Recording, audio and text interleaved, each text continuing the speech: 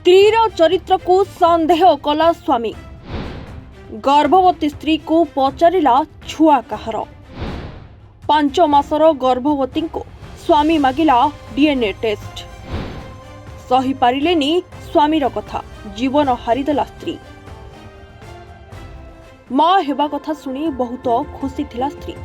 दौड़ी जाई स्वामी कानरे कहितिला, मु मां हेउछि, तुमे बापा हेउछ। किछि दिनर थिला एही खुशी। हठात एही खुशी उपरे लागिला कहार नजर। 5 मासर गर्भवती थिबा बेले स्वामी पचारिथिला छुआ कहार।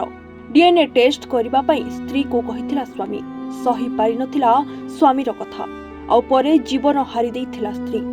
हाँ दर्शक बंधु, एही घटनाटी तेलंगानार मेदक जिलार रहुथबा सस्मिता 1.5 वर्ष तले अभिलाष को विवाह करथिले। विवाहर किछि दिन परे तांको जीवन को संतानर खुशी दस्तखत देइथिला।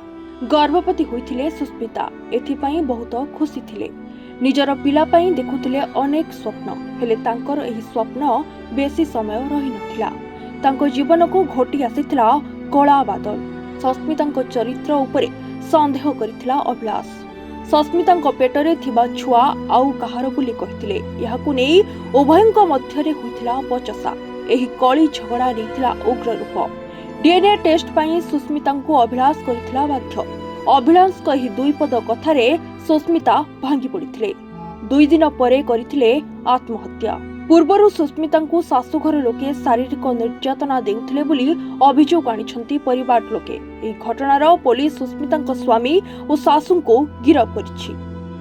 Bureau report, reporters today.